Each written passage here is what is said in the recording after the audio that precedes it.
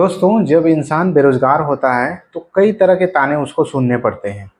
कई बार तो घर वालों से भी ताने सुनने पड़ते हैं, पड़ोस वालों से और मोहल्ले वालों से।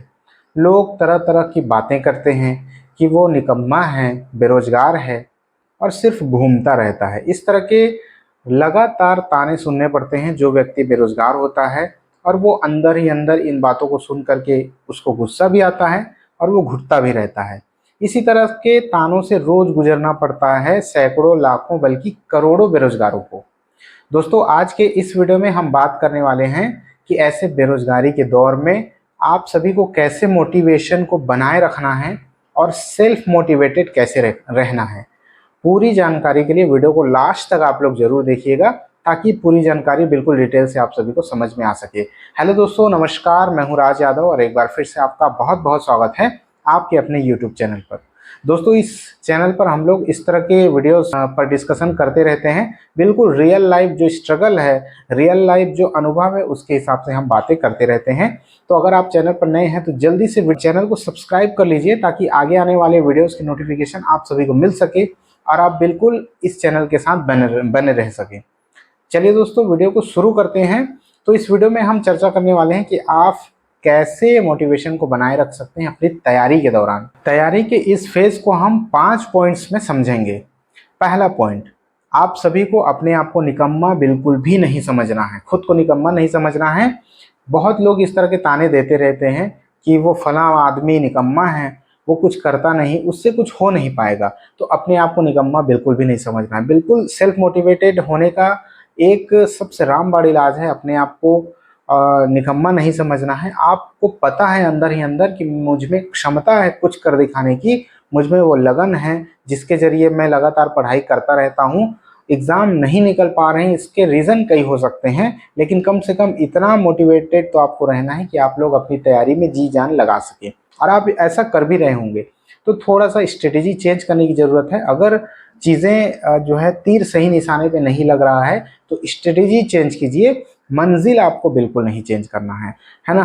तो बिल्कुल मोटिवेटेड रहिए और जो आपने मंजिल चुना हुआ है उस मंजिल की तरफ बढ़ते रहिए लगातार और मेहनत करते रहिए। नंबर दूसरा है कि आपको डेली रूटीन बनाना है।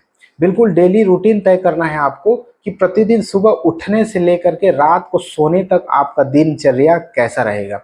सुबह उठ करके आप क्या करते हैं, फ्रेश होने के बाद आप कितनी देर पढ़ने का अपना शेड्यूल बनाते हैं, पढ़ने के बाद आप नाश्ता कितने समय में करते हैं, नाश्ता करने के बाद आप क्या करते हैं, न्यूज़पेपर पढ़ते हैं या नहीं पढ़ते हैं, उसके बाद क्या दोस्तों के साथ घूमने जाते हैं या फिर से पढ़ाई करते हैं। पूरा सुबह से लेकर के दोपहर, दोपहर से शाम और शाम से रात तक का रूटीन आपका लिखा होना चाहिए।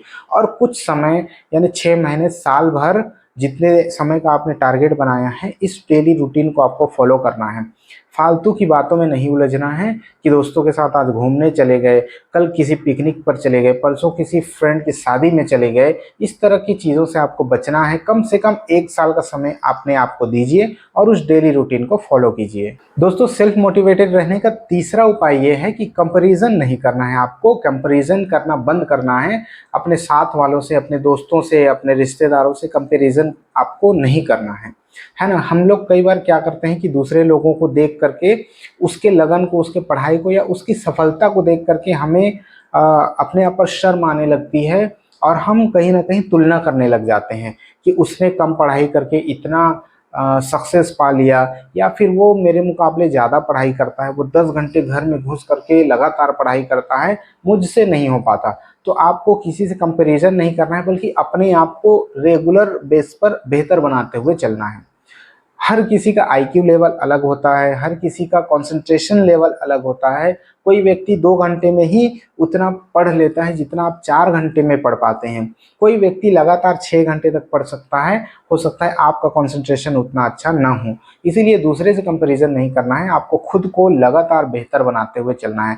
तो आज से कंपैरिजन करना बंद कर दीजिए लोगों के साथ। आप देखेंगे कि आपके जीवन में सकारात्मक बदलाव आना शुरू हो जाएगा। दोस्तों, चौथा तरीका है छोटे गोल्स बनाना।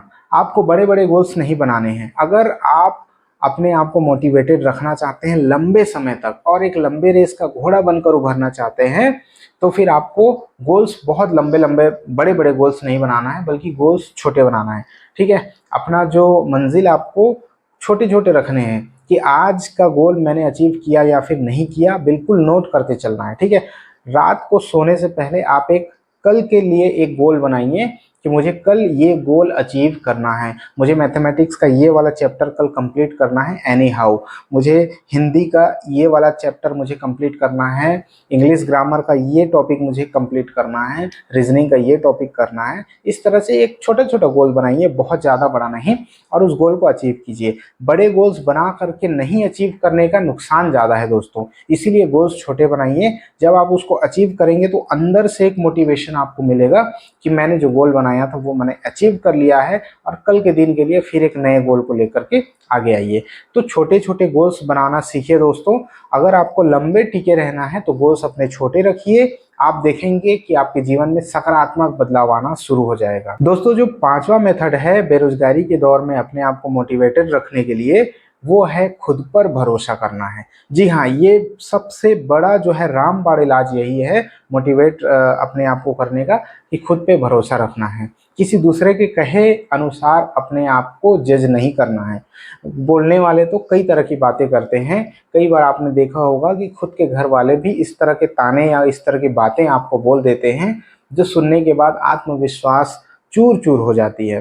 ठीक है, तो किसी की भी बातों पे बिल्कुल भी नहीं आना है। इतना सख्त तो अपने आप को आपको बना लेना है कि किसी की बात का असर आपके ऊपर ना पड़े, है ना। आप अपने आप को जज करना दूसरों के नज़रिए से बंद कीजिए, अपने नज़र से खुद को देखिए कि मैं क्या कर रहा हूँ। अगर आपको लग रहा है कि मैं ऐसा काम कर ले रहा हूँ जिससे मैं संतुष्ट हूँ, तो आपको बिल्कुल संतुष्ट रहना है। ठीक है, आपने जो गोल बनाया है अगर आपने दिन भर में अचीव कर लिया, तो अपने आप से संतुष्ट होना सीखिए, अपने आप को इनाम देना सीखिए। अच्छा, इनाम में कुछ ऐसी चीज़ें नहीं कर लेना है आपको कि मुझे इनाम के रूप में ये चाहिए कि आज तो मैंने 4 घंटे लगातार पढ़ लिया तो रात में मैं नहीं पढ़ता हूँ, ये इनाम नहीं है दोस्तों। इनाम के रूप में ऐसी कोई छोटे छोटा अपने आप को सरप्राइज देना सीखिए, ताकि आप आगे के काम के लिए और मोटिवेटेड हो सकें। जैसे कि मान लीजिए आपने अपने आप को कोई गिफ्ट दे दिया, आपने कोई घड़ी खरीद लिया, आपने कोई नया पेन खरीद लिया, है ना। रात में अगर आपको पढ़ने का मन नहीं कर रहा है तो कोई कहानी की किताब आपने पढ़ लिया। कहने का मतलब जो स्ट्रेस देने वाला जो सब्जेक्ट है आपने उसको न पढ़ के कोई कविता पढ़ ली, कोई कहानी पढ़ ली, आपने 10 मिनट फ़ोन स्क्रॉल कर लिया, वो आपका एक तरह से इनाम होना चाहिए कि मैंने आज दिन भर मोबाइल फ़ोन को हाथ नहीं लगाया। तो अगर मैंने अपना गोल अचीव कर लिया है तो मैं 10 मिनट मोबाइल स्क्रॉल कर लूँगा, या 10 मिनट मैं मोबाइल पर कुछ अच्छी चीज़ें सर्च कर लूँगा। मैंने 1 हफ्ते से मोबाइल नहीं छुआ है, तो इस हफ्ते के बिल्कुल वीकेंड में मैं एक छोटी सी मूवी देख लूँगा। तो इस तरह का इनाम अपने आप को देना सीखिए। तो जब आप गोल अचीव करके इनाम लेंगे, तो आपको अगला इनाम लेने के लिए फिर से गोल अचीव करने का मन होगा, और इस तरह से आपकी आदत बनेगी। तो इन सभी बातों को अगर आप फॉलो करना शुरू करेंगे दोस्तों, अगर इन 5 बातों को आपको फॉलो करना है और आपने ये करना शुरू कर दिया, तो आप देखेंगे कि आप लंबे रेस का घोड़ा बन करके उभरेंगे, और निश्चित तौर पर आपको अपनी मंजिल मिलेगी। ठीक है, तो बेरोजगारी के दौर में अपने आप को मोटिवेटेड रखने का यही तरीका है। अगर इन छोटे छोटे तरीकों को आपने करना शुरू कर दिया, बिल्कुल मोटिवेशन से आप भर जाएंगे और एक दिन मंजिल को प्राप्त करेंगे। एक बात ध्यान से समझिएगा दोस्तों, कि मंजिल एक दिन में नहीं मिलती है, लेकिन एक दिन जरूर मिलती है। तो आप लगातार इन चीज़ों को फॉलो करना शुरू कीजिए, अब मंजिल आपके कदमों तक जरूर आएगी।